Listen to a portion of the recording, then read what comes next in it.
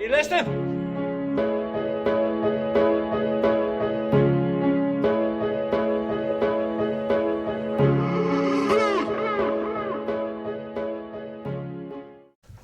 Welcome to the Craic'n Coachin podcast.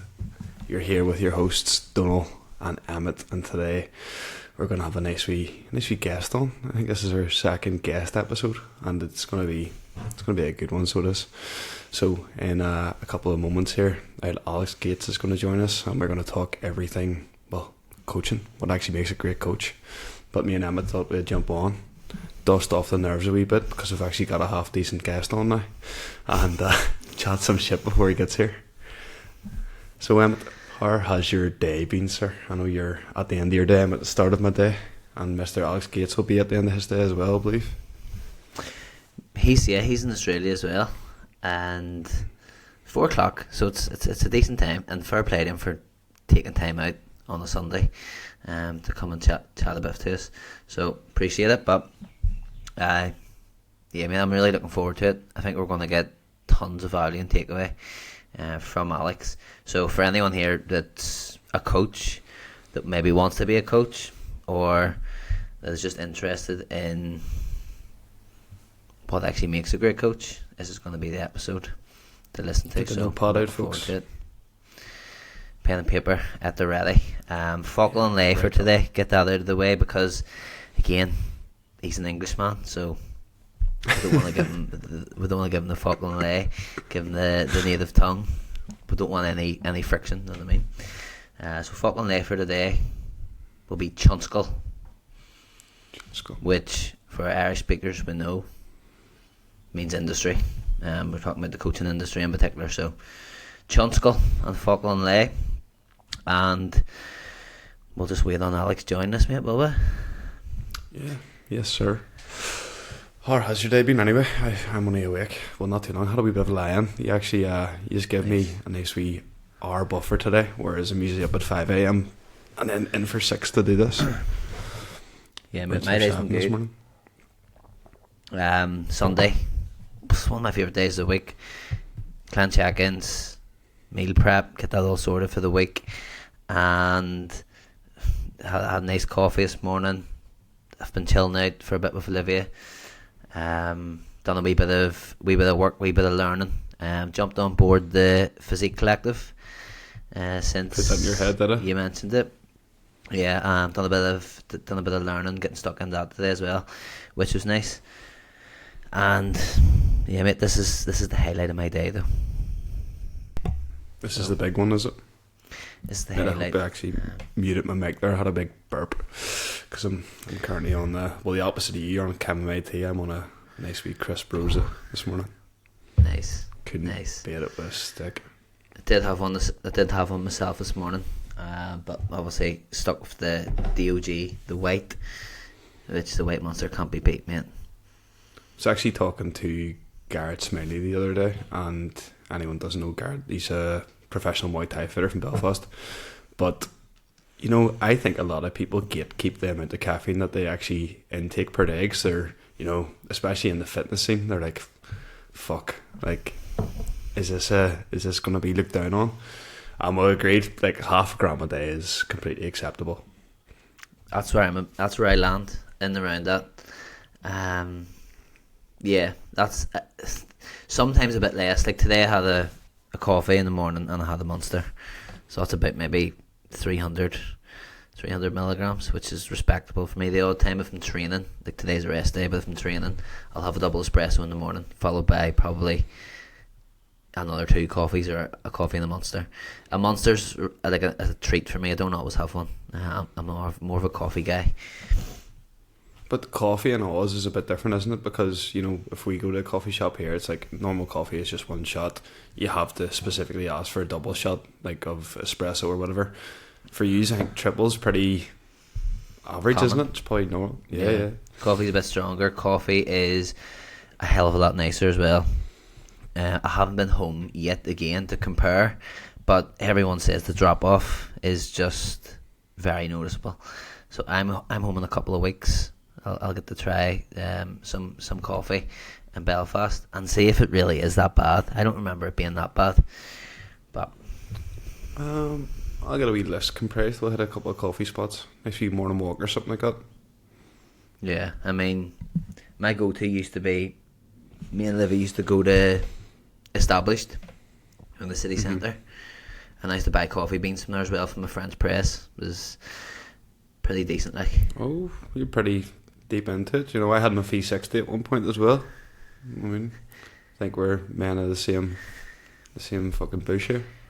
I'm a big coffee drinker. Like Melbourne, in particular, I think turns into a bit of a coffee snob, just because the coffee is so good, and I will not go a day without buying a coffee as part of a daily ritual, and just because it's unbelievable. Like, so there's no French press, no instant, no nothing. It's all, I'll go and get my coffee in the coffee shop. Without doubt. I think there's certain things in life that you're willing to spend the money on. Rihanna, actually, she worked out what she was spending per year on coffee and fucking freaked out. I wouldn't even look into that, to be honest. Like, honestly, break your heart. No, but really, like, for say £5 a day, one coffee, but the experience you're getting, how much it adds to your day, if that's part of your daily routine, like, that's only a £5. It's a no-brainer for me.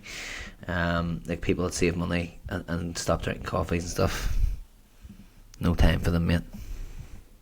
It's only £1,680 a year. It's okay. How much? £1,680 a year. That's off a weekly, monthly basis. I'm sure it's actually more of the days. I probably drink more coffee as well, so coffee over here is cheaper though. Oh really? Yeah, it's like more reasonable. Closer to the source.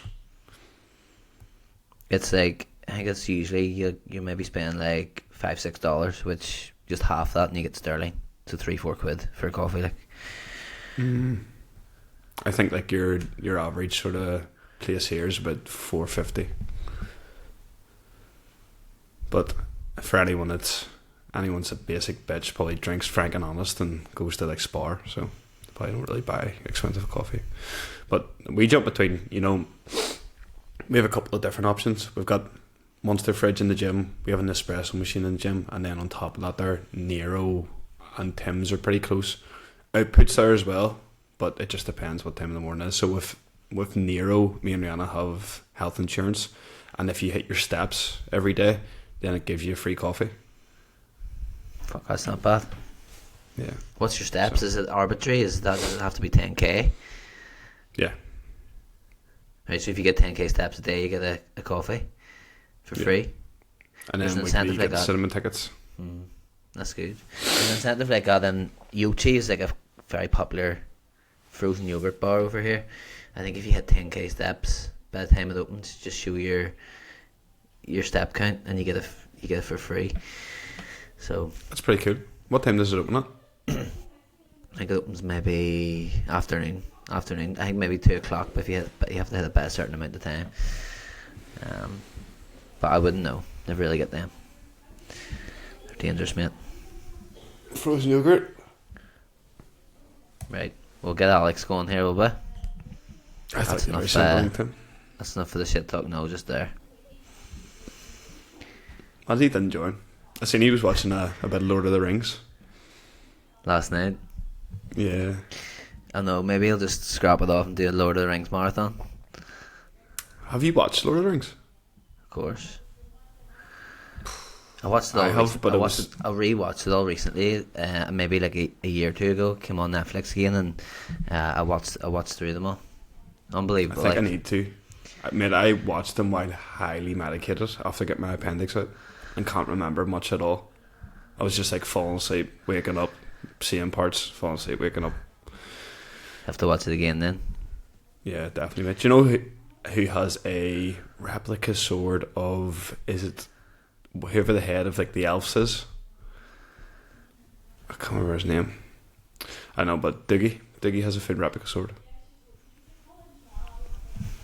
Dangerous that. I don't think he'd be using it for no good. Hope not. He's actually got a kickboxing fight here soon. He's so good, like. So Unreal. I'm really happy to hear it as well, because just knowing him from boxing back in the day as a kid, and you don't know, like, when a kid, if they have the potential or not. And I think I've noticed a lot of times people going from boxing to maybe a different martial art and just picking that one up a lot more. And yeah, mate, he's got out good to see, G-string hips as well. Like, they're fucking flexible. Yeah, it's quite interesting to see. It is, like, see, whenever you see someone pick up Muay Thai and then someone come from boxing into Muay Thai, you're like, it's a complete another different game, like, especially the way they fight. Yeah, you know, I would freak out, honestly. Really? Using the legs. No, not for you. Hey, boys. Alex, how's it going, mate? How we doing, lads? Good. Good, mate. How are you? Yeah, all good, thank you, mate. All good, thank you. Donald, first of all, mate, it's nice to meet you, man. We've never actually spoken, dude. So it's No. nice to probably meet you, mate. First. You too, sir. I'm loving the stash.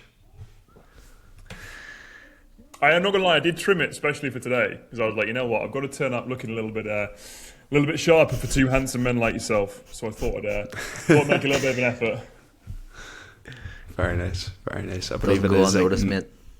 No, definitely not. At least someone compliments it. My missus says the opposite. So it's, you know, there's that whole thing about you get into the gym and girls don't notice it, but blokes do. Same thing with the tash. Like, every bloke is like, mate, that's unbelievable. Every woman's like, nah, I'd get rid of that. It's a bit creepy. Is she not a fan, Alex? You know what? She's come round to it. So, she doesn't like me to be clean shaven completely because I look like a 13-year-old boy, which is weird when you're my size. And I've had beard in the past, I've had tash and a bit of both. So now I've kind of gone a bit more aggressive on the tash, and she does like it. But I think also at the same time, if I went too aggressive on it and went like full handlebar, then she'd be a little bit like, no, we're not doing this. You just need the mullet. You just need the mullet to complete the completely Aussie yours, look. though. That's the problem. There's blokes like yourself. Let's have a little, give us a little look. See there. See, I've got the mullet, but I couldn't grow the stash. Just would never happen. Between us, we're Australian, essentially. So oh yeah, we got both the of complete us. set across both of us. Yeah. I've went the other way. If I was to shave the beard, it would just be dire because I've actually committed to shaving the head. I see, mate. It suits you though, because that's a good beard. Like, it's full, like, it's thick, it's like tamed, it's looked after. It's how it should be. This will just be a grooming. This is just a grooming episode we're gonna do here. I'm assuming that's why you asked me on, to just talk about this stuff. Going full for it. So, Alex, I believe that we are having you on today, and topic-wise, we're going for what actually makes a great coach, and we would love to have your insight into it. Awesome. I think the first thing, mate, if you just want to give us a bit of background as to who you are, just to let the listeners know. Yeah, absolutely. Well, yeah. To be fair, first of all, boys, before I do that, also thank you, both of you for having me on. Like, it's I've seen clips from both of you from this podcast. I think it's about 2 or 3 months it's been going, so it's an honour to be invited on. But yeah, so a little bit of background in terms of who I am for folk who don't know me, which is probably most people listening. So I am now an online coach and educator from the UK. I've been in the industry for far too long, 14 years now. First qualified as a PT 14 years ago, hence the grey hairs on my head. And started off as like the classic PT where qualified, fully believed that I knew everything there was to know. Like, genuinely thought I was the best coach in the world. And I was like, it's going to be easy, this. Like, PT is going to be a piece of cake. I'll go into the gym, work it all out, have X amount of clients in no time, So PT'd for about 7 or 8 years, full-time on the gym floor. Started off doing a few different things. So going around to people's houses and training them in person. Worked at a studio where I'm from in the north of England for 2 or 3 years there.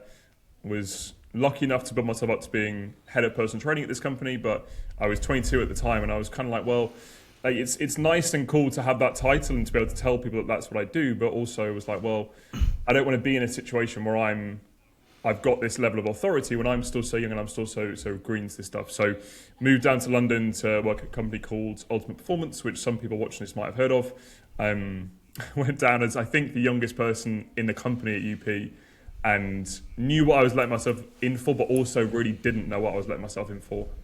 Was forced to grow up, get a lot better, grow up across various different things. As a coach, as a man, like all those different factors. Was there till I was 25, and then left to join the Muscle Mentors, which would have been, 2020, I think that was, just before lockdown, which obviously was a weird time for all of us. And then since then I've been working full-time as an online coach. I made that full transition from full-time on the gym floor, kind of 50 hours a week, to then working in my bedroom online. And Muscle Mentors then became Pro Coach, which myself, Cal, Ross and Rai set up. And then 2 years ago we launched the ITM, which is where the education side of things came in. Like, I always feel like a bit of a knob. I'd introduce myself as an educator, but I do teach people. Emmett's one of the guys I've had the pleasure of being able to teach over the last couple of years. So that's where we come to now. So yeah, it's been a hell of a ride so far in this industry, and it's been a wicked time. And I'm very grateful to be in the position that I am, to be able to pass some of that knowledge back on to people who are a bit newer into the industry. That's a very impressive portfolio. How did you actually get into the Muscle Mentors? How did that transition happen for you? So basically I badgered Cal for about 12 months, when I was working at UP, Cal actually coached me for about a year, and it was when he was back in the days when he had CR Physique before the Muscle Mentors was a thing, and he worked with me initially after a photo shoot, so reversing out of my photo shoot prep, because when you're at UP you have to do a photo shoot in your junior year to prove that you can do the thing yourself. He reversed me out of that. He was then tasked with trying to get my big old lanky frame some tissue onto it, and I from being exposed to a different way of coaching, and look, I will openly admit that I'm the man's biggest fanboy, even though I've worked with him for 6 years. I was kind of, well, actually, this is what I want to do. This is the direction I want to go down with my career now. And spoke to him, spoke to Luke, who obviously was the co-founder. The two of them had it together. Cal, I'm sure I remember telling me this. He was like, basically, go ahead and put 10, 15 kilos of muscle on, and then we'll talk, type thing. Because they were the Muscle Mentors, and I was the skinny one at the time. And did that. Got offered a job as I left UP. I actually left UP. There was about a month transition period when I was going to set myself up as an online coach myself. Got offered the job by Cal and Luke, and kind of things fell into place from there. It was just from knowing the boys, kind of being around them a lot, working with Cal, put myself out there as much as possible, and then was very, very lucky to be able to get that stepping stone, because it was a hell of a big thing at the time. Yeah, that's awesome. And Alex, if it's just to take back that experience you had at UP, how do you think that actually shaped what you do now as a coach? And do you actually think, another question I have is, do you think someone will be better served working in person and doing all that stuff before making the transition online? So first part of that question, I think it made me, I briefly touched on this at the start, but it forced me to grow up and become an actual professional in this industry. Like, I'd been personal training before, but I think I was about 3 or 4 years into my career, and I'd done okay, and I was busy and working full time, and people getting kind of like okay-ish results without changing too dramatically. Like I would say most normal personal trainers are, and I don't mean that with any disrespect, but people doing well, clients are happy, like that sort of level. But at UP, you're forced to be better than that. You're forced to be the very best in the industry. And their tagline, I'm sure it probably still is this, was the best personal training company in the world. And as soon as you walk through the door, you realise, A, that's the case and it's the truth, and B, that if you want to work there, you've got to carry yourself and conduct yourself in a particular way. So for me, it was the best thing I ever could have done. I was very lucky to be in a very good team of guys. There was about 20 of us who worked there. I had a very good mentor.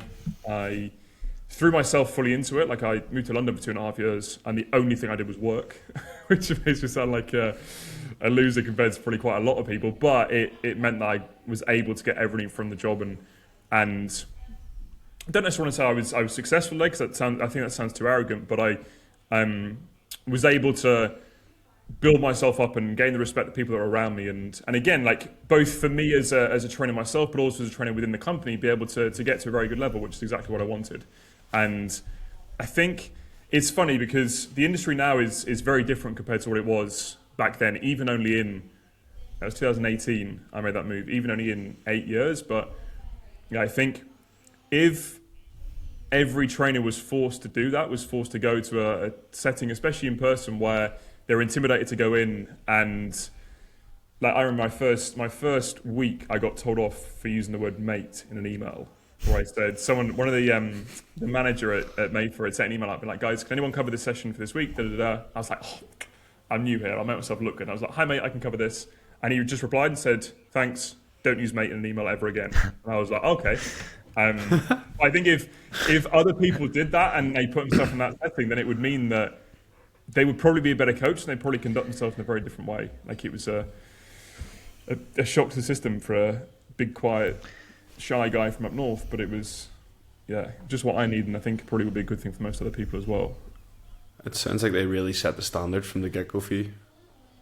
Massively, way more than I'd ever experienced before.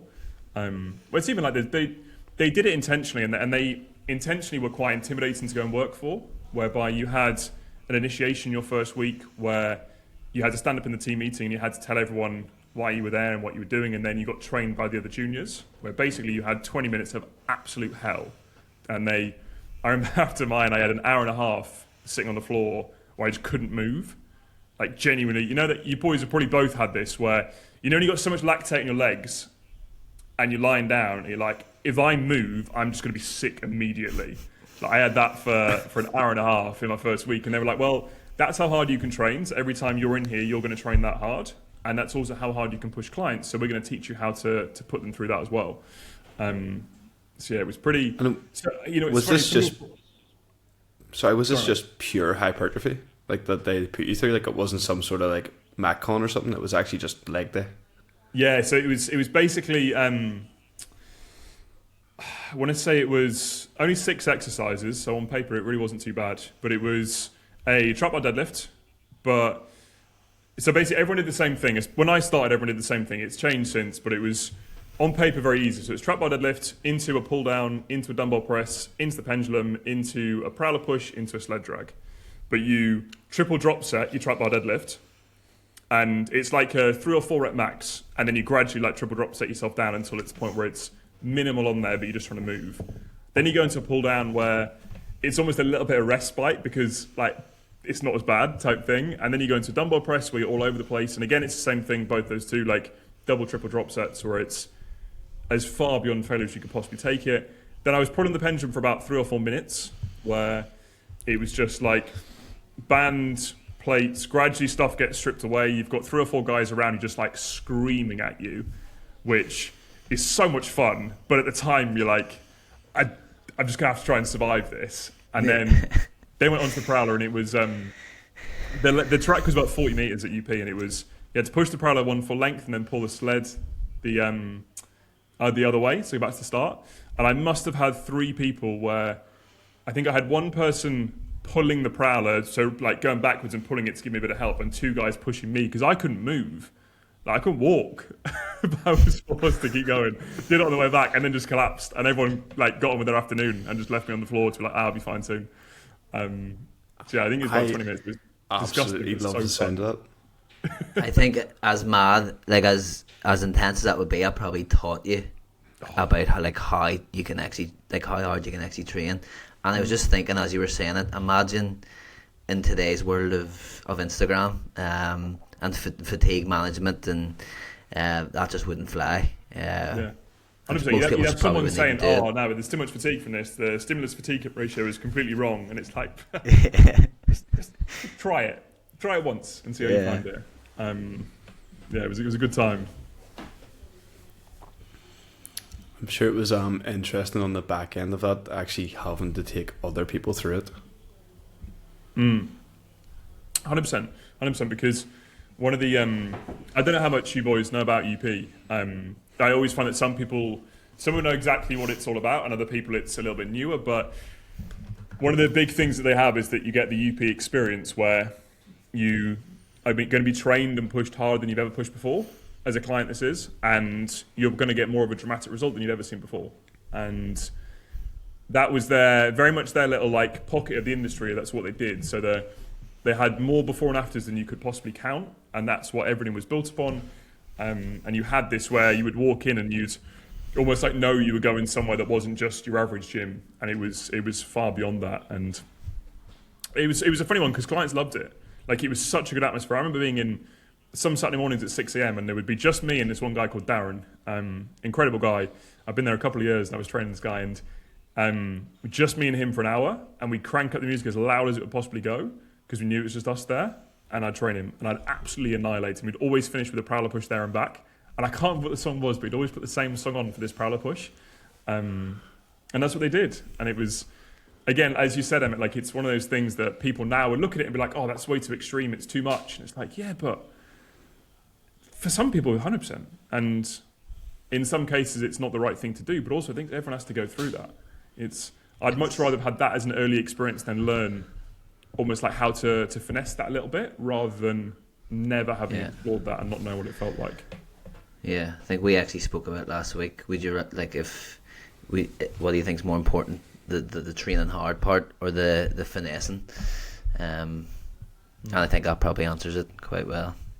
It's like the whole Joe Bennett thing, isn't it? It's like you're a meathead that becomes a nerd, and it's much easier to go that way around than the other way around. Like, you have your foundation as being able to train a certain way, and then you learn what it means. Yeah. And one of the questions I wanted to ask you as well was, in terms of the coaching industry now, like obviously the barrier to entry is quite low. Like, anyone in essence can go on and start selling coaching. Say they're an online coach, just put it in their bio. But we know there's a big difference between that and actually building a successful coaching business. So I wanted to get a bit of an insight into what your thoughts are, what you actually think separates a great coach who has a sustainable business with someone just selling coaching online. Yeah, mate, great question. So I think the first thing it comes down to is care.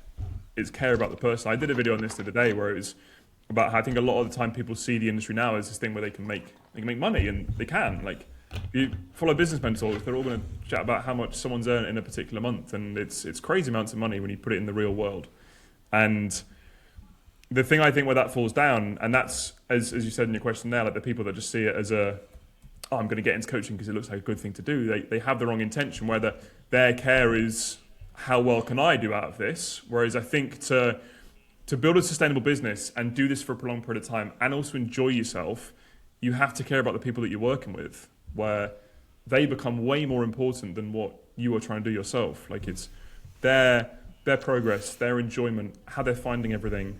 It's almost like that ability to take a client's goals very personally yourself and be like, well, this is what they want to be doing, so I'm going to do my absolute utmost to make sure that I can get them to that point, rather than it sometimes being flipped the other way around, where a client inquires and being like, oh, I'm going to create this dream and this system for this person to get them to sign up and lock them in for 6 months or 12 months, whatever it might be, and then once it actually comes to the real life application, it all starts to fall down. And that's where, like, I never want to sound like I'm being super negative about the industry at the moment, because I also think in some aspects it's the best place it could possibly be right now. But it's going to be an interesting shift, I think, over the next few months, because I don't know what you boys think, but I feel like the industry over the last 12 months has changed a hell of a lot. With people can find everything they want to on AI, they can find any piece of information they want to and they need to. So actually, our role as coaches is now a little bit different, because we're doing different things. Like, yes, education is important, teaching up that person is important, but it's that level of care and attention that's really going to separate the people that truly want to do this. And client comes to you with a problem, it's how much onus do you take on yourself to try and fix that problem, or do you just kind of leave it and be like, oh, it'll be all right, just try again next week type thing. And for me, I always think that's the difference in the people that are going to do this for a while, the people that just do that naturally. And you boys very much will be a part of this, because you're damn good and you've been doing this for long enough where it's a career, it's not just a hobby that I'm going to try and do kind of on the side. I think that's almost a forgotten trait where, because we have, I said, this funny time now where sometimes people are going, oh yeah, I can make X amount of cash and I can do this. And if I sign up how many people, and that's my main metric for what I deem as being successful, it kind of just gets itself a little bit watered down. Whereas if you're able to look at it and be like, well, I've got X amount of people I'm working with, they are all unbelievably happy, they're all progressing, they're all in a good place, they're all getting a result, whatever that result might be for that particular person, that's what we should be striving for. And that's what moves the needle forwards. And I think that'll probably show over the next couple of years as things continue to develop. So as we continue to get to that point where certain people stay in the industry, potentially certain people leave, and it kind of shifts itself back around again in a little bit further down the future. Yeah, it almost sounds like people are going into it from the aspect of wanting to earn a certain amount of money per month, but it should be a byproduct of being a good coach. Yes, exactly. Like I'd said before that I'm still a fangirl of his, but I use Cal as the example. Like, no one's ever seen Cal speak about how much money he earns or revenue or anything like that, but everyone knows who he is. You'll have to go a hell of a long way to find someone that doesn't like him. I think he's the standard for all this stuff, where it's like, he's a likable guy, he gives a shit about people, he cares about what he's doing, he holds himself to a high standard, so everything else kind of falls into place. Like, everything that he gets a reward from that is then very much justified, rather than it going into it for the reward to start with, and then kind of like working it out as he goes along. Yeah. And would you say Cal's maybe one of the people who's had the greatest impact on you, maybe when you were coming up, or even now as well?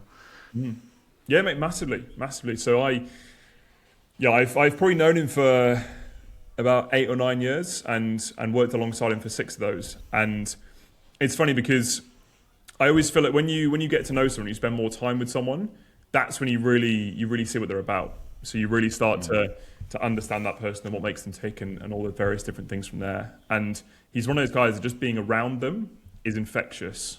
Like, I remember, so we went on holiday, 2023. So it was myself, my now fiance Georgie, him and Hannah, Zoe, who's the MD at Pro Coach, who's basically was Cal's PA and now runs everything behind the scenes, and Ross. And we basically justified it as a work trip to go to Mykonos as a 7. We're like, yeah, let's do some check-ins in the Airbnb, and then we can claim it's for work.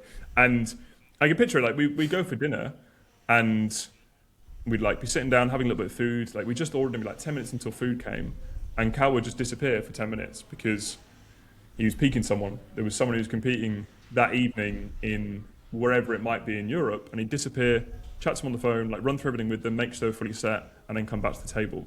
And some people would look at that and be like, oh, that's weird. Like, go on holiday, mate. And it's like, yeah, but this is how he's different, because that's normal for him. He works harder than anyone I've ever seen. He works more hours than anyone I've ever seen. He handles it better than anyone I've ever seen before. And I think when you're exposed to that, it's the same thing as the UP setting of, you must realise what is possible. If you're around someone that pushes that limiter a little bit further, it just almost pushes you a little bit beyond that as well. So I always credit him. Whenever I speak about him, whenever I speak in a setting like this, like, he's probably the most influential person in my career, without necessarily even trying, just from being someone I've had there with him. And now I'm very lucky to have 2 companies alongside him now, which is still a bit of a pinch me moment. That is very impressive as well, just the way he handled that. You know, you would see it with coaches these days. They almost make it their personality as well, to where they'll make sure everyone knows what they're doing. Like, you know, I've got to pick this client, and like, they make it a big deal, maybe around dinner as well. Like, he's just went cool as a cucumber. Like, I'm going to slip off here for 10 minutes, comes back, and he's like, oh, what were you doing? And it's like, well, we just won another Olympia medal, don't worry about it. yeah, exactly, yeah. And it just pretends to be like the most normal thing in the entire world. Yeah, absolutely, mate. You're damn right.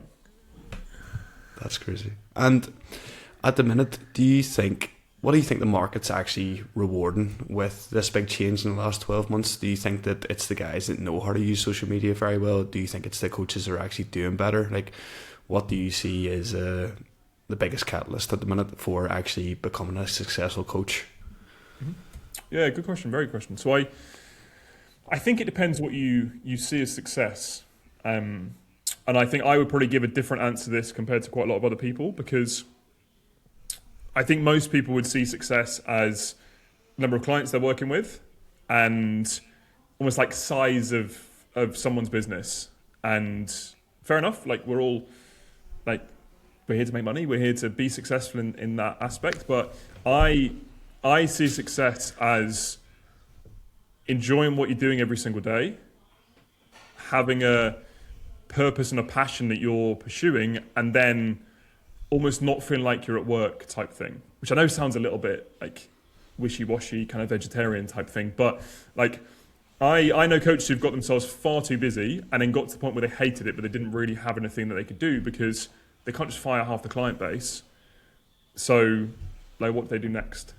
And the people I know who are actually going to be doing this in 10 years' time are the ones who have all those traits that I mentioned a second ago, and that's their definition of success. And I think that comes from, like, social media is obviously incredibly powerful to be able to build a business and to build a brand and to be able to get client numbers coming through the door. And I think anyone who says any differently to that is wrong, because we're in an online world now, and if people don't know who you are, you're not going to have success. And like, I'm an old man that doesn't particularly like Instagram, but I still have to use it, because if I didn't, then I wouldn't have a business. It wouldn't work. But I also know that you can't just play the social media game of bringing clients through the door and starting to resent it, because it makes you incredibly unhappy. Like I said, I know people that have been down that route recently and got to that stage, and I'm kind of like, well, you might have started off going about things in the right way, and it might have been incredibly fun to start with, but then it does get to that stage where it's like, well, I don't actually enjoy my job anymore. Like, this is the best job in the world. Like, we're all incredibly lucky to do this.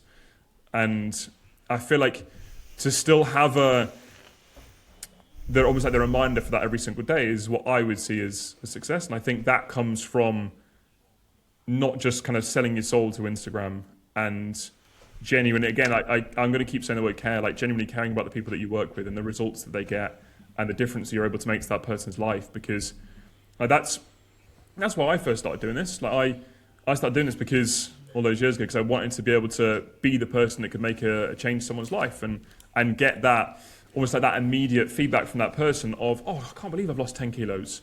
Or I can't believe I've done a photo shoot and I actually look like this. Like, I always reference that moment at a photo shoot that you boys would have seen when you've had clients that do this, where they look in the mirror for the first time at their photo shoot and they just cannot believe that is them. And they go, what? Like, I look like that. And you're like, yeah, like, that's the reason to do this. And I feel like, sorry, Donald, I feel like I've given the longest, most roundabout answer to your question, mate. But I feel like it's not going to be entirely just, okay, I'm going to use social media to build this. Yes, it's going to be useful, but actually the most important part is actually the day-to-day stuff that we do that ultimately kind of gives that reward further down the line. It's like the whole delayed gratification thing. I always think if you're a good enough coach, you're going to be successful over time, even if it takes you a little bit longer, but you're probably going to enjoy the ride a hell of a lot more than someone taking on 30 clients in 2 months and starting to hate all those people and then not having anywhere to turn. So that's why I always push onto the guys that I mentor now. Like, I'm very lucky, as I said, to work with about 10 or 12 coaches where that's what I push them for. Like, we don't touch on email marketing or social media campaigns. It's like, right, how are your clients doing? How can we help this progress? How can we improve this? How can you coach them more effectively? How can you structure your diary? Like, all these different things that I think people sometimes forget about, but actually leads people having a much happier life doing this job. I think over time that ultimately that brings them to that level of success that I mentioned before. Yeah. Just the idea of being a very effective coach, not just a good coach, but to the point where you're doing everything so well that it doesn't feel overwhelming for you. Because I think that's probably, you probably hear it more than anybody, and I hear it as well, just working around coaches, like everyone's overwhelmed with workload, everyone's overwhelmed with social media. You know, at least having a plan there, at least having some sort of system in places where it's going to be, where you're actually going to start striving and where you're going to start feeling like, you know, it isn't imposter syndrome anymore, that you're actually doing the job to such a high standard. And just to double down on what you said about the photo shoot thing, like the amount of times in the last 9 years from PTing and coaching that you get those proud dad moments where it almost brings a tear to your eye. You're like, fucking hell, like this is awesome. This is actually why I do this, especially on the build up to something like that. Whenever you've tried to deal with all their issues, and they at the end of it, they give you that appreciation post or a card or just a hug and a thank you. It's just like, okay, that last 12 to 16 weeks was more than worth it. 100%. And again, that's the job, isn't it? I always think, like it's such a simple thing in that essence, but that's what it should be. Like you have that. I love the description of proud dad moments as the way of describing it, but it's true. Like those moments where you have enough of those through a year, like you have a pretty damn good year. I remember actually one of the guys I used to work with at UP, he had a client where super shy, like didn't speak too much. Almost one of those ones where you don't know if they're happy or they're enjoying themselves, and she lost a hell of a lot of weight and did incredibly well, and she gave him a card at the end of things. And this kind of, like, bear in mind they didn't have that like coach-client relationship that was super like emotional, and they would talk about a lot of things. It was almost a little bit more distant, but she gave him this card, and the only thing it said inside was what you did mattered a lot.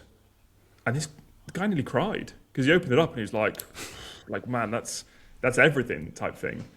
And that's why we're here. That's why we do this. That's why we get up at stupid o'clock in the morning, especially Emmett. Emmett's training at I think 3 o'clock most mornings right now. So the life. 4 to be fair. 4. Oh, sorry, you have your espresso at 3 a.m, don't you? That's what it is. Yeah.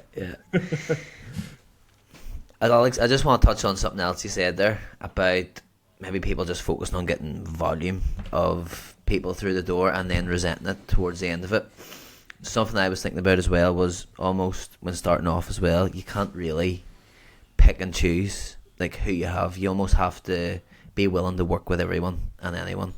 And as you learn and grow, like my question is, how do you ensure that you're getting the right people into your business so you're actually looking forward to it and enjoying what you do?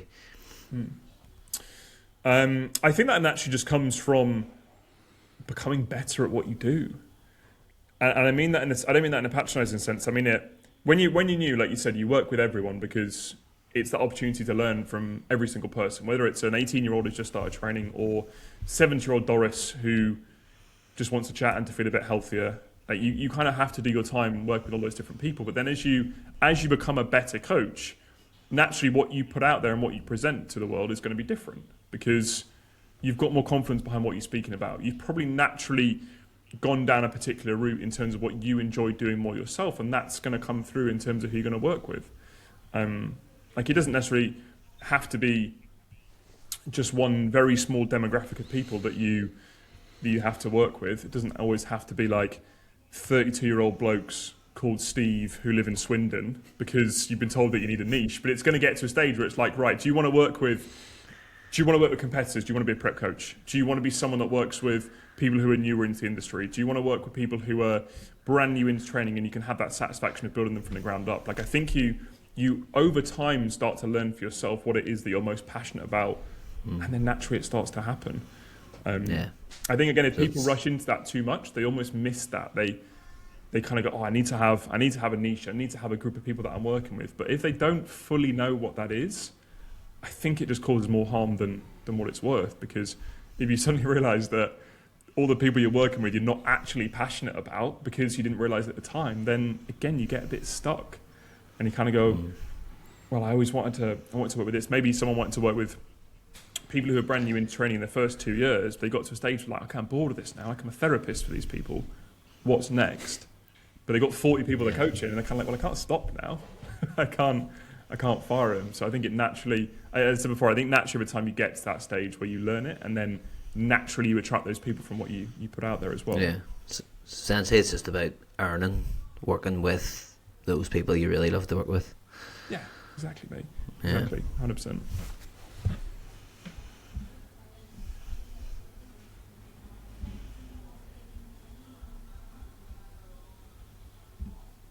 It's an awkward silence, isn't it? I think Emmett's looking through. Emmett's got a bit of... Yeah, he's got a bit of it on. They actually add that as well. I don't think people a lot of coaches realise that they can sculpt clients into the type of client that they want as well, because like they have the most influence on them. You know, clients come to them for a result, but there's so many ways to get that result. So like fat loss is probably one of the most common ones. Like you can go down it at a bodybuilding route or a hybrid athlete route, or you know, whatever way you want to approach that. And also what you put out in social media, like a client doesn't really know what you're, or what has been done or what they have been doing. So you can brand them as like whatever you want to. You know, you can sort of start telling them, like feeding into them, being like, you are living the life of a bodybuilder. You are living the life of a hybrid athlete. Like that is what you are as an athlete now. Yeah, man, that's a great point. It's like it's almost like clients are puppies, aren't they? Where, especially they're newer into stuff, like everything that we impart on them, they're going to learn forever. And if it's the first time that they've really delved into a particular topic, then it's going to be what they probably start to do.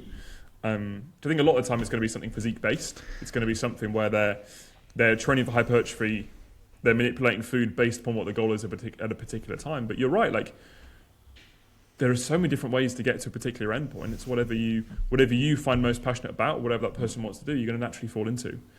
And like I said, it's funny because I think a lot of people do end up going down this similar route, because I think a lot of us, like the three of us, are all wired in a very similar way. Like if we compared all of our programming right now, it's probably pretty similar, I would imagine. And naturally that's going to come across with the way that we coach clients. But also at the same time, I think that's a good thing. Like it's almost that we all do things similarly enough that we're probably singing off the same hymn sheet, but differently enough because we're all different people, which means that, again, how we work with people is going to be slightly different. It's not a better or a worse scenario. It's not a right versus wrong. It's just slightly different. And that's what coaching is. It's all individual, isn't it? It's different people we have in front of us. They're all going to need things been done in a different way. I think as well, there's probably not many people listening to this here that are like, and maybe there's people that are potential clients listening to this, but you know, you do hear a lot of people being burnt in the industry as well, where they have tried a coach and they're like, I'll never go back to a PT ever again, or a coach, because X, Y, and Z. Like that's in their head. They're like, that is the be all and end all. But you know, even being to other industries and stuff like that, like you don't find like the perfect therapist right away. You don't find the perfect dentist right away, the perfect mechanic, like so on and so forth. And I think people need to have that idea as well when it comes to coaching, is that you don't find the perfect coach right away sometimes, and that's completely fine.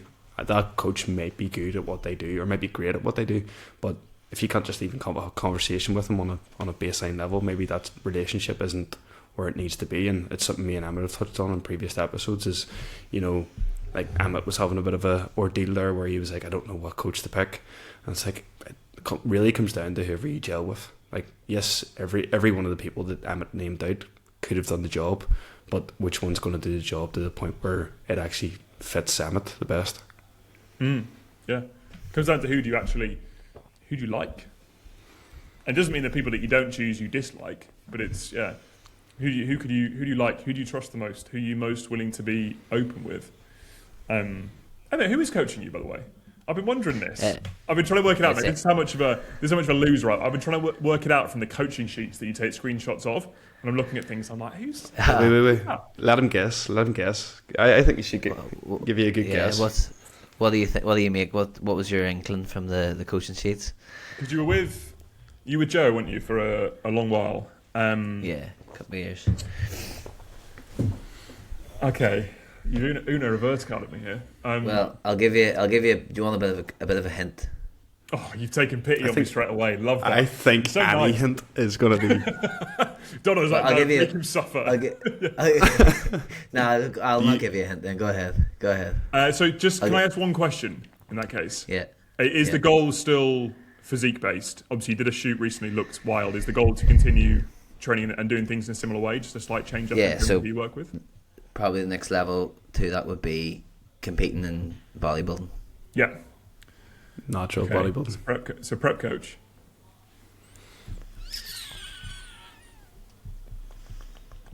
We call it if it's one of the pro coach boys, and you're both grinning, so I don't know if that's the case. God, fuck, there's so many. Can I have one very gentle hint? Don't give anything away, but just a very gentle hint. I think I have one. Yeah, go ahead. It's a natural bodybuilding coach. AJ. Boom. Yeah. Yes. Oh, mate, that's exciting. Yeah. That is very much the stepping on stage. Then that's awesome, dude. Have you got a timeline in terms of when that would be, or is it as in when it happens? Yeah, rough timeline. Probably around this time next year, slightly earlier. 2027. So nice. yeah, it's exciting. In Oz or would that be back home? I'll still be here. All being well. So it'll be over here. Yeah. Which category are you going to compete in? Bodybuilding. Yeah. Oh, dude, so excited to watch that because I love watching your stuff anyway. And your shoot recently, I'm going to say recently, I know it was a decent period. October. Christ. Almost a year now, probably. Yeah. It's gone quick, actually. Yeah. It's recent when you're old like me, mate. Yeah. You looked wild. You looked unbelievable in that. And it looks like you've grown a hell of a lot even since then, the 10 months. So, mate, there we go. 12 months' time. Fun start. So prep will be starting then what? May? Prep will be starting around... Let me just see, the pre-prep would be about October, for a bit of a diet for 11 weeks, and then maybe just probably take it from there. So yeah. Hey, there we go. It's gonna be so good to see. Who are you going to compete with? Which federation out here? Oh, I honestly no idea. I'm not around that yet, to be honest, in terms of federations and stuff. So I will cross that bridge when I need to. But for now, it's just about like getting as massive as I possibly can, within reason. So yeah. Awesome, mate. Alex, do you have much insight into the federations in Oz? Because I had actually asked Emmett that, and he gave me the same answer. So I, a little bit. See, I'll be honest. I know a little bit less about natural bodybuilding, only because my background is more down the assisted side of things. Is it IBN? There's an ICN, I think, yeah. Cause But that gets very confusing for me because it's very similar to ICN. Exactly. That's exactly where my head went with it as well. So that's the main one that I would know of. I've never actually had anyone natural compete out here. But PCA becoming a bigger thing out here. I don't know if there'll be by next year there might be a PCA natural show because this year there's been a much bigger push for PCA to become more global. And it's been quite a lot. I think last year was them starting to like dip their toe in a little bit. This year there's quite a lot more stuff happening. I've got a guy competing in, I can't remember where it is in Oz actually, but a couple of PCA shows later on this year. So potentially by next year, mate, when the calendar comes out, could be an option. In Australia. Okay. Yeah, PCA ran their first naturals in Ireland just last year as well. So that seemed to have been the case across the board. But they are running them on the same day as the enhanced shows. So it does be quite a long day. Oh Christ, yeah. They're weird about that PCA. Well, they will sometimes. I've had it before where they've decided to put two shows. They've put a first timer show and the London show on the same day when it was meant to be Saturday Sunday, and they mixed them into the longest day in history. And I had a guy competing in Masters Men's Physique. So probably, and this is in the so first late in the day. Yeah, so like we had to. His registration was at because they registered on the same day. Registration was at like 6 a.m. and I think he was on stage at about 8:30, and then had a girl in the London show in bikini. So I had to. It was like 8:30 a.m. and then about 9 p.m. And I got to the end of the day. And you boys have probably had it on show days as a coach. You just get to the end of the day and you just feel like. You don't know where you are. You've had about 9 monsters and no food. So you're just like, you've sweated for like 13 hours. Yeah, it's. I don't know what it is about those show days, but they're so draining, so draining. Don't get me wrong, they're so good to be there with, but like between being I've been a competitor and also a coach at show days now, and it is dire. It is so dire. Like I don't know what it is. It just sucks the energy from you. Yeah, 100%. I always find I can tell when I've been at a long day as a coach because I get sore traps from standing up all day. for classic like standing up, like hands on your hips type thing. I'll make it then I'm like, what's happened to me? Like, why am I in bits? Stress. Exactly. You just spend the whole time like this, like shoulders up to your ears type thing.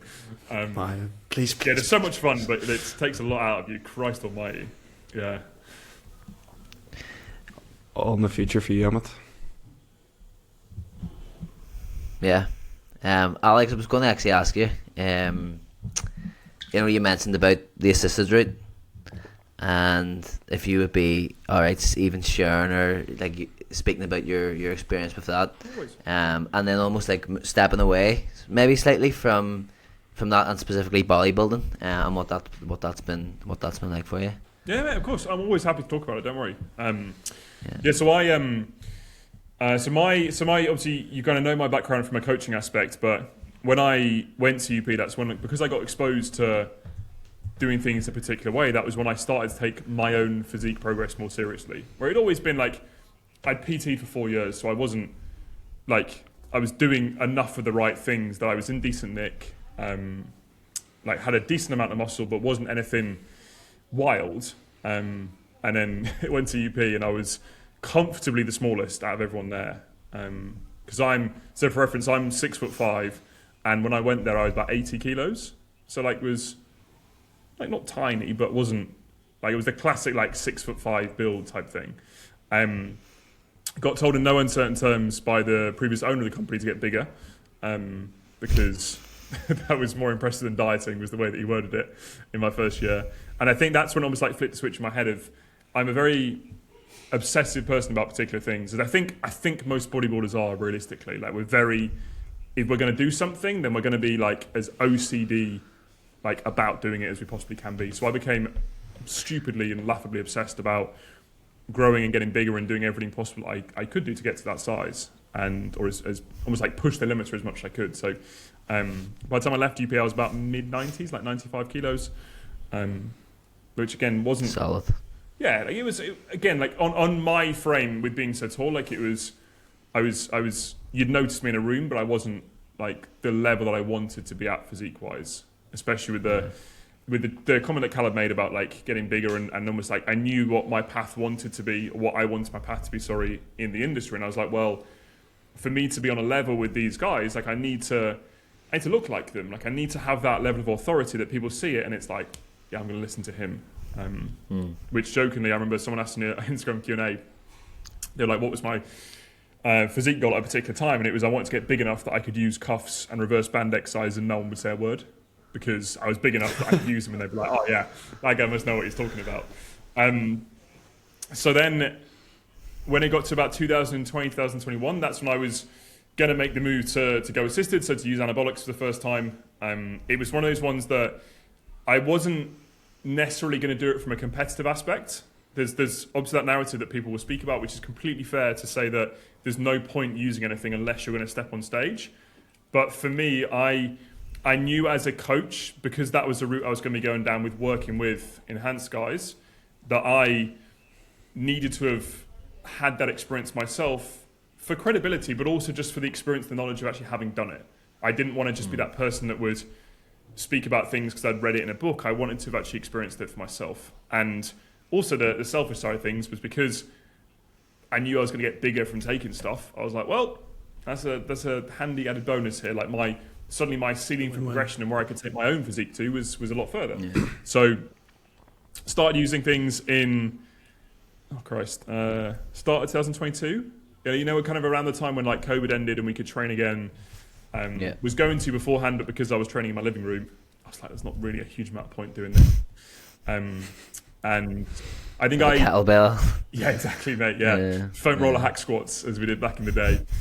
Like, what was it? Occluded wall sits and all that sort of fun. And I want to say I was on, so using things, obviously mixing between blasting and cruising for about 3 years, I think it was in total. I pushed up that. From a personal aspect, I managed to get out to a point where I was, I think I topped out just over 120 kilos, and in decent conditions. So like I was at the point then where I was like, right now I'm as close as we get as bodybuilders to thinking that I was big enough.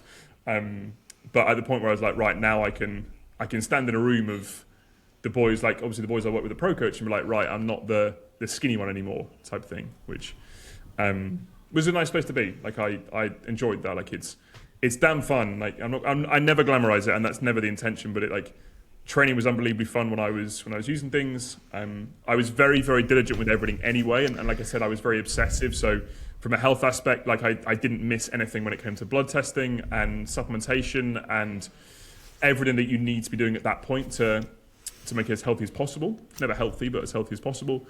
And then, yeah, got to a point where I was like, I almost got to a stage where I could have competed, but didn't, and was perfectly happy in my decision not to, because for me, I did a photo shoot in start of 2023 and was incredibly happy with how I looked, worked incredibly hard for it, but that was at the culmination of about 4 years building up from my previous shoot to then doing the second one, where I was about 20 kilos heavier second time round. And I remember having this weird moment where me and George were driving down, and I was almost driving down to shoot, and I was like, I don't even really want to do the actual shoot now.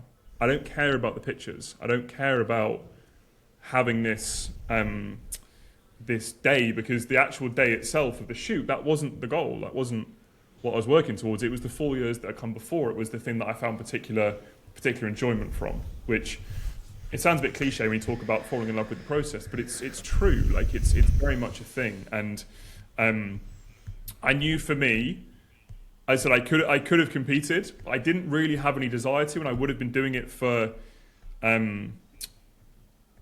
other reasons. Like, again, it would have been doing it so that I could say that I'd done it, or I could do it for Instagram or something else along those lines. And at that point, I was like, look, I'm not going to, which I admit contradicts what I said before in terms of, like, I coach competitors now, having not competed, so it goes against what I said about always wanting to have done something and experienced it for myself. But like, I lived and breathed bodybuilding for 5 or 6 years, like obsessively. Like, I remember the boys at UP used to take the piss out of me all the time because of how neurotic I was with everything. And it served me very well. Like, it meant that I could live life to that extreme and push that extreme, so that now from a coaching aspect, I've got that experience that I can now fall back on. I can speak about it genuinely rather than this hypothetical scenario that I think someone's going to be going through. So yeah, ended up topping out about that body weight. Sat at around kind of 115 to 120 for a decent period of time, eating all the food and suffering the misery of actually being at that body weight, which is fun in practice, fun in theory, not really very nice in practice. And then ended up coming off everything when we moved out here, because obviously in Australia it's illegal to own anything. In the UK it's legal to own and self-administer and legal to sell. Out here in Australia, everything is illegal. So say, for example, like, God forbid anything happened and I was found with anything in my gym bag or something like that, like, that's my visa gone, that's Georgie's visa gone, and we're out the country. And I was like, well, I'm not going to take that risk for me, but I'm definitely not going to take that risk for her. Like, it's not worth it, because I don't want to ruin our life just for a selfish pursuit for myself. So I made the choice then to come off everything. Also realised that coming out to Australia, if ever there was going to be a point where I wasn't going to be depressed through coming off all hormones, it was probably going to be in the sunshine of Sydney. So yeah, then I had that experience of did it completely cold turkey, just stopped taking everything, moved out. It took about 12 months for me to fully get back to feeling normal again, which is a very open description, but about 12 months to get back to the stage of, like, right, I feel like I'm back to the normal version of me. And it, like, I'm not going to sob story this, it was not bad. Like, it was only a very small amount of being, like, off for most of the year, but yeah, and then that would have been about a year ago now, so I've had the last year just being able to enjoy not being as heavy. Like, I'm still about 100 kilos year round, I'm still big enough, I've still got that the good things that I would have wanted that the extra muscle gave me, but I'm not now panting and sweating going up a set of stairs. I'm not having to eat 24/7. I'm not having to do all the negative things that when you're in that moment and in for that extreme, you do not care at all about. But now I'm at a slightly different stage of life. I was kind of like, well, I want to be able to go away for the weekend and just eat normal food off a barbecue. I want to be able to not feel like a pincushion and do all these other things that then almost can give me a bit more into actual life and a bit more to the people around me. So it's been a fascinating few years. That's why I like talking about it, because it has been such an interesting thing to go through. And now I'm at a point where, like I said, I've been able to take the good bits from it. I hope I haven't had any major negatives from it. And yeah, the only tough thing is then been adjusting to training, because this is something that doesn't really get spoken about. But once you've once you've trained, like the reason I love all this stuff is that training will always be the number one for me. Like I live for being in the gym and that feeling of training, and that pulls everything through with it. So then coming off everything and going from basically being Superman to being normal took a lot of adjusting to, and it still takes a bit of adjusting around now. But I think I found kind of a happy medium where I've accepted I'm never going to be as big and as strong as I was before because I'm physically not going to be able to. But I also still get a hell of a lot of satisfaction from what I'm doing now. Like I've got a good mix of still bodybuilding, but also doing a few bits alongside that I couldn't do before. Like being able to run, being able to play sport, being able to do other different bits and pieces that if I'd have tried to do that at 120, like I'd have torn something. And I did. I went back to playing cricket, first game, tore my quad and my hamstring running. Whereas now I can just be normal and it's fine. So it's, just that balancing out that I've been able to fall into now. I actually have a few questions off the back of that there. First of all, I think if there's anybody that's going to tell you, especially at 6'5", that you need to fill out your frame, and you're not going to turn around and be like, what the fuck do you know? It's Cal, because I'm pretty sure Cal is humongous also. I walked past him at the... He's only 6'4" is the only thing I would say. So that's all I've got on him. I've got 1 inch of height. That's it. So. The inch matters. An inch can make a difference, yeah. I walked past him at the Arnold's in 2022, 2023, and I was like down there and past going to the toilet and looked up and I was like, holy good fuck. Like I'm like, I wouldn't say I'm a small guy. Like I'm 6'1", but I was just like, oh my days. Like, how big is this guy? Holy fuck. It was actually frightening, so it was. Yeah, it goes dark, doesn't it? When he walks past, you're like, that's not human. Like, and mate, the size of him now, I think he's about 130 now. Like he looks ginormous. Like it's he's got that. That's what I mean. Like he's got that presence, which is what I wanted to get to, where it's like he walks in a room and he's like, that's what I'm going to listen to. That kind of effect. Yeah, I think when you were speaking about it as well. When you were speaking about it as well, like a big part of it for you as well wasn't necessarily as a selfish pursuit. It was also the experience of being able to learn, to be able to become a better, like, well-rounded coach, to be able to coach that stuff to the other individuals as well.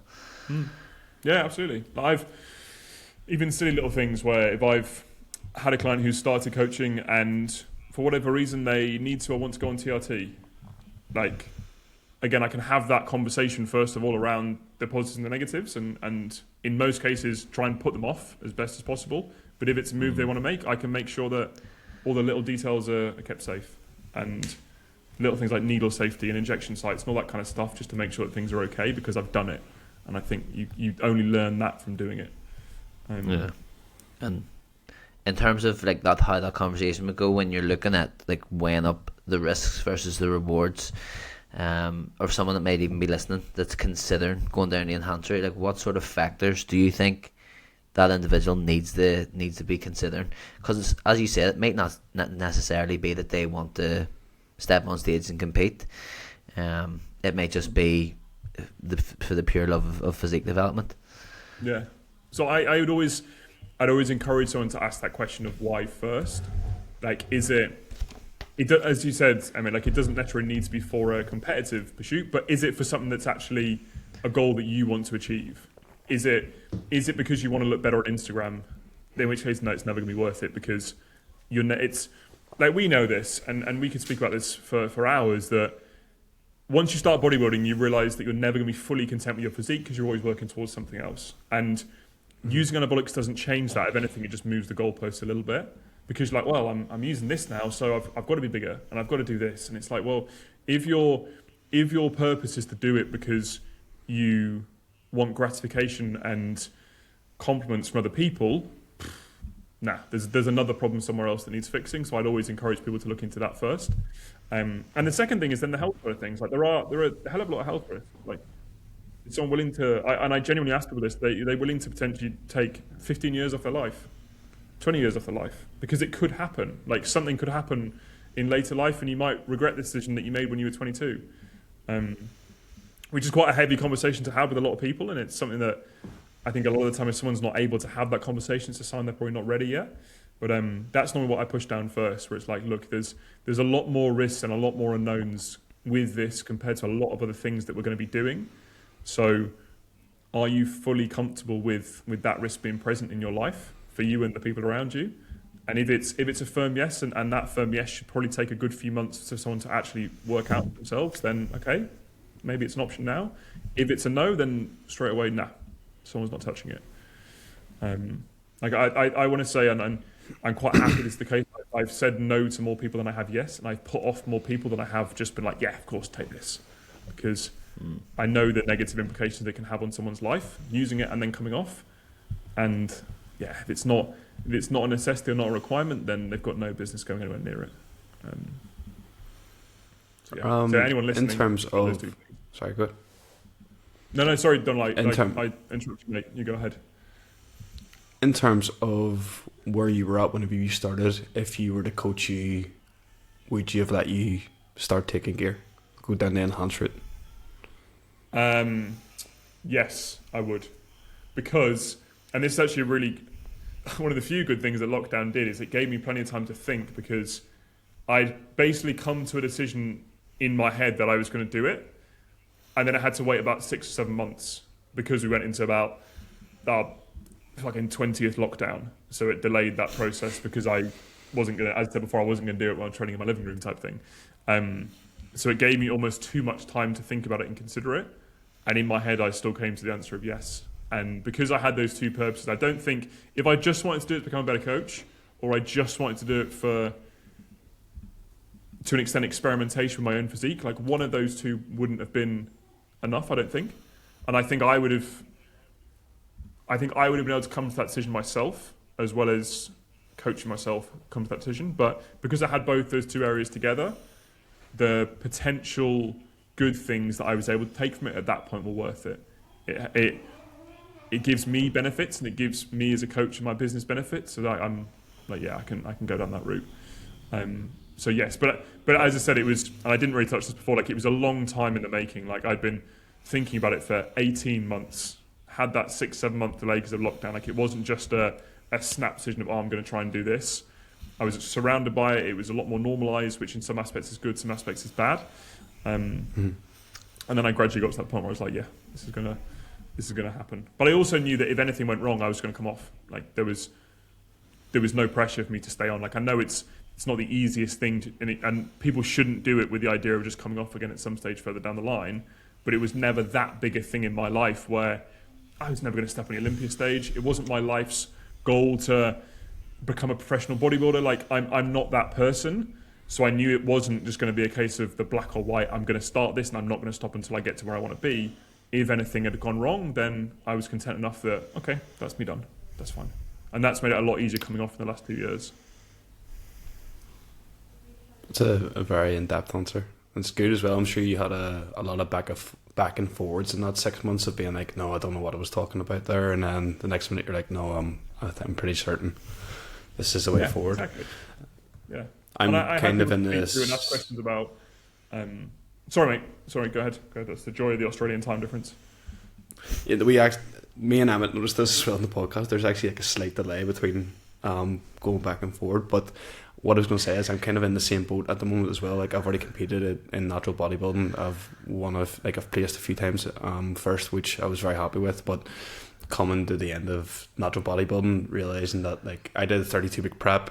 It was quite hard. It is quite a longer stint as well than I expected on the back end of trying to get back to like quote unquote normal, and even back to making progress.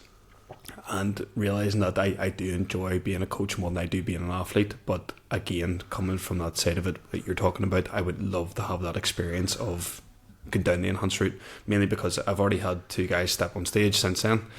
One was natural and the other one being enhanced, and of course there's only so much I can give them in terms of knowledge and the enhanced side of it. Whether or not that's actually applicable is completely different.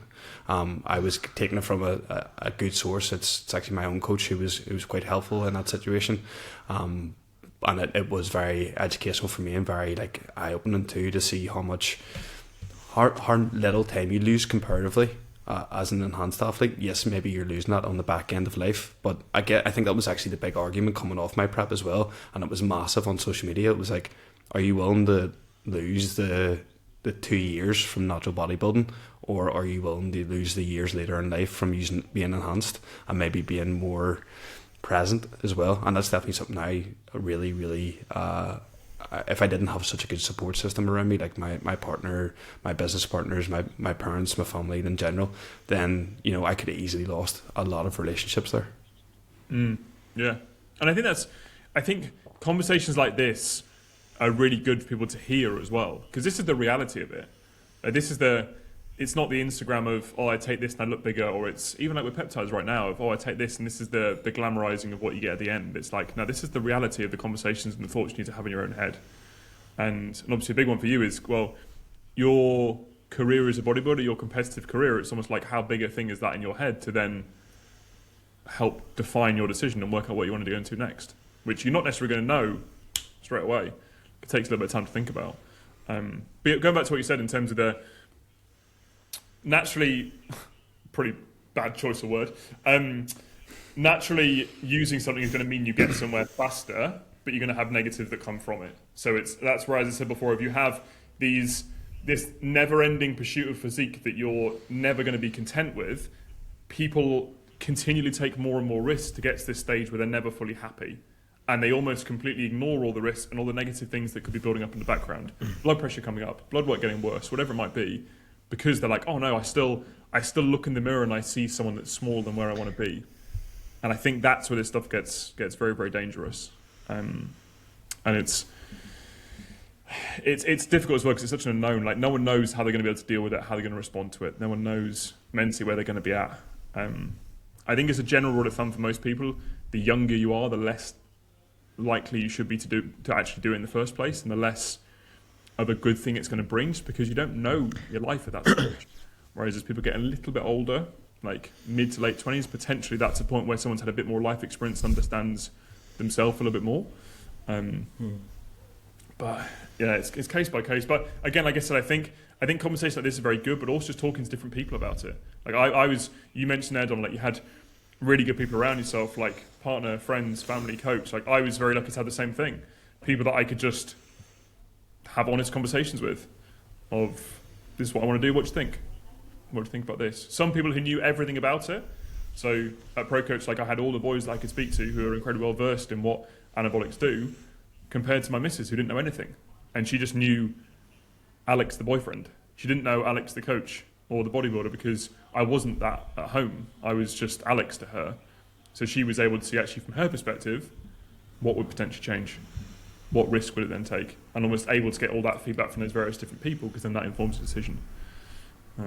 Yeah, you almost get a selfish opinion, which is probably a good thing as well from your partner standpoint, because they'll be like, well, you know, later in life, what is this going to mean? Like, are we going to be able to have kids? Are you going to be in a wheelchair? Or are we going to have like issues to deal with here? And without saying like an absolute cunt, like it's like, I'm going to have to deal with that. Yeah, 100%.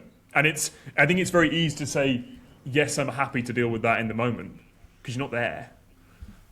Like it's not an issue. Like I know, like Georgie, for me, her answer was, well, I trust you to not be a moron and not be an idiot. And if it's something that you are comfortable with, then I will support it.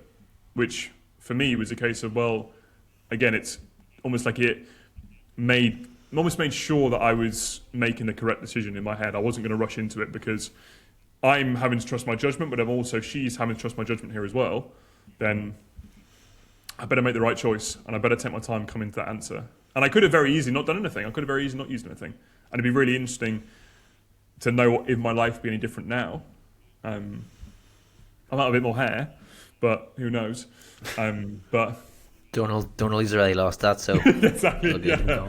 His beard, hairline will start working its way down. Yeah. To give you a bit more context, that came off the back of natural bodybuilding prep. and probably wasn't in a great place psychologically for a long period of time. Don't think a lot of people talk about this either. You know, everyone's, especially with the trends going about these days, there's like the PTSD from bodybuilding and stuff like that, and it took me a good bit longer than I expected to get back to what I would say was normal, especially from an aspect of like relationship with food, relationship with training, relationship with just my partner as well. But the sort of idea off the back of that there was like, I'm just not feeling normal yet, and I know it was the case at the time, but I was like, I know I can speed this up as well if I was to go down an enhanced route. So went down the coach I'm actually on with right now. He is absolutely phenomenal in that case. Like he really did make me do my due diligence. He was like, okay, well, a lot of people blame the likes of going enhanced for the reason why they're infertile. Let's check your fertility. Let's see where your bloods are at. Let's see where you're at in general and what your goal is and what we can start to introduce. So off the back of that, I was like, okay, I'm still fertile. I got my bloods back, and they were better than most people that are natural. It was actually like, I was like, fuck, I'm actually in a really good place here. Maybe psychologically I'm just not doing well, and I'm putting it down to being physically not well.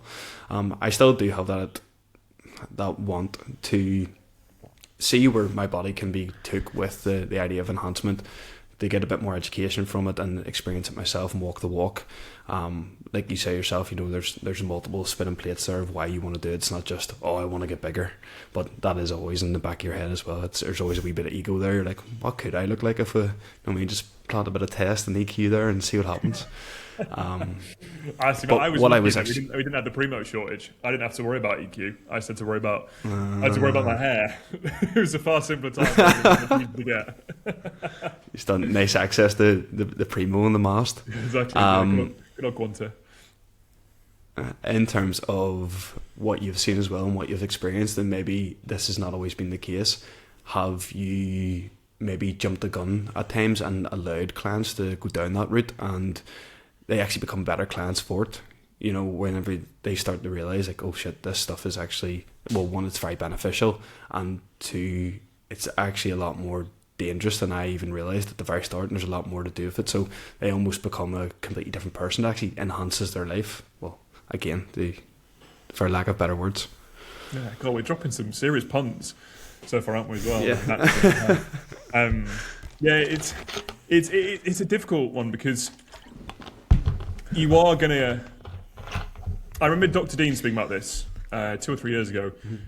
If anyone does make that first move, they're going to notice it, and they're probably going to feel a difference where energy level is going to go up, like training performance is going to get better. And this is one of the really difficult things and dangerous things about it, that it's a drug, and it's very easy to get almost like addicted to the benefits that it's going to bring. And I think it's the same thing for us guys, same thing for clients. A client's going to progress faster. They're going to see body composition changes faster. Like all these different things will start to happen. But you've almost got to steer people away from that and be like, yeah, but like I said before about that question, are you willing to take 15 years off your life? It's like, yeah, but you've got that to consider as well. And I think the scary thing is, look at the average gym, like, I don't know, think like a commercial gym back home, you're probably going to have way more people in those sorts of gyms using things than you would expect. And they all look terrible. And they all have got spots all over the back, and they're bloated as anything, and they've torn a pec because... Yeah, exactly, yeah. And you kind of go, well, what are you doing? Like, what's happened here?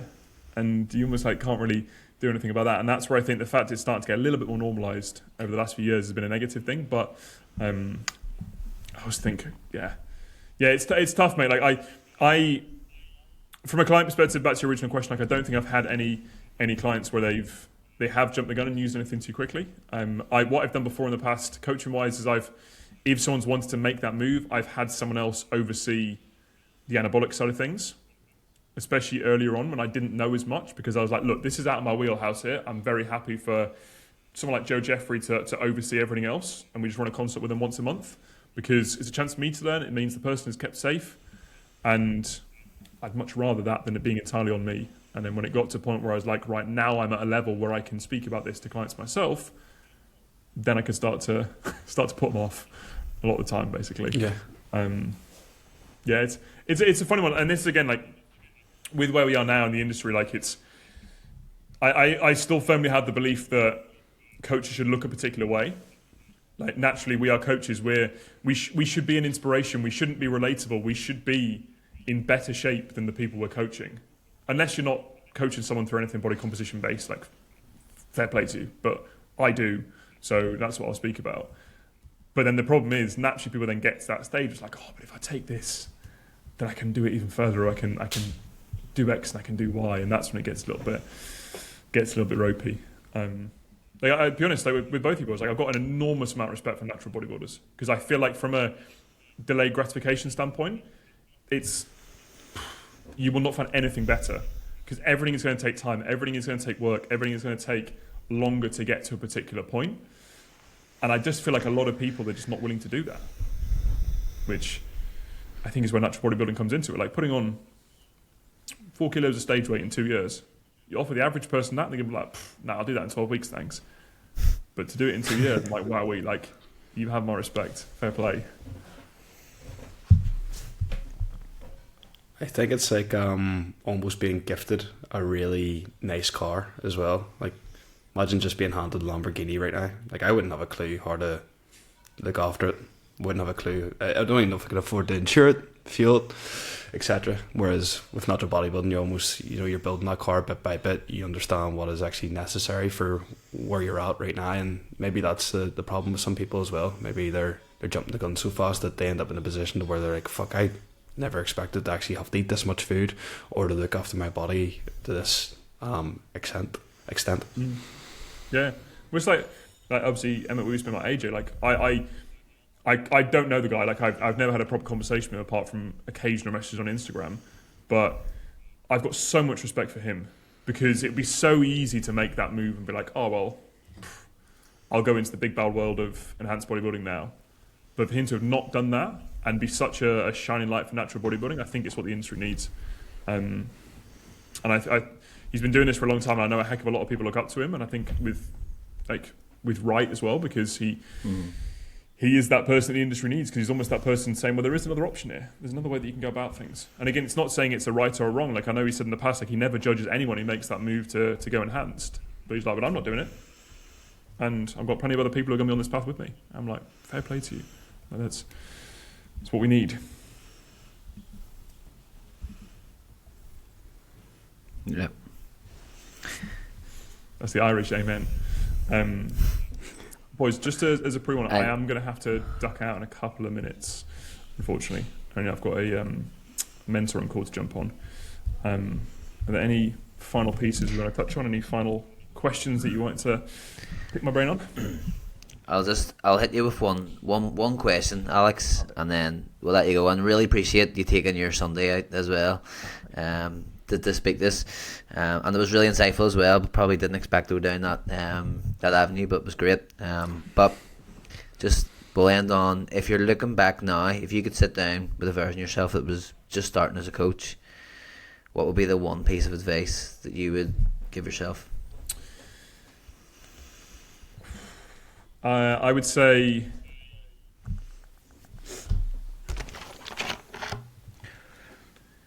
it's going to sound really cliche. It's going to sound like a horrible like Chris Williamson quote, but get comfortable with being uncomfortable. Like the times where I've progressed the most in my career and in my life, when I've gone into situations where I was absolutely shitting myself and I was terrified. I went to my interview at UP and I was nearly sick on the train on the way in for that interview about 3 times. Like I was at UP and left. I was doing really well. I was really happy. I loved it. I had some incredible friends down there, and I just left because I knew there was something different to do. I moved out to Sydney because I wanted to experience living somewhere else.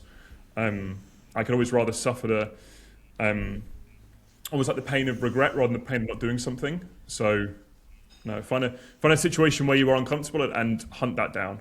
Like anything that makes you feel stressed, makes you feel anxious, is probably something that's going to be quite good for you. Is what I would say to myself. So chase that, because there will always be better things that come out the other side of it. Like you'll you don't shit grow in yourself the at the comfort time, zone. you'll be forever thankful afterwards. That's a Alex, beautiful closing statement. Yeah, love it. Love it. I just want you, Alex, I want to teach you one Irish word for today. Yes. As an Englishman. So we do a Falkland lay, which is just a word for the day in Irish, and that is, we done industry, which is chunskill. So if you just sign off chunskill, and you can go for your call, mate. Chunskill. Can I actually? Do you want me to do it with an Irish accent? Because I'm. Go for it. Even better. Go for No, it. actually, I can't do. I can't do that. I always fucking hate me. Like, that's Indian, mate. Oh my God, it's Ross Byrne. I remember Chunskill. I'm in the fitness Chunskill. Hit Ross with that one. I'm sorry, in which case, apologies for butchering your beautiful language, boys, because that's probably not at all how it's meant to sound. No, I mean, that's, as Donald said, let Ross know about that one as well. Oh, yes. I appreciate it. Yeah, 100%. Amazing. Well, boys, thank you very much for having me on. It's been a pleasure to talk shop. And yeah, have a wonderful rest of the day, both of you. Thank you very much, mate. Alex, Appreciate thank it. you very much. Cheers, guys. See you later, man. Cheers, bud. Bye.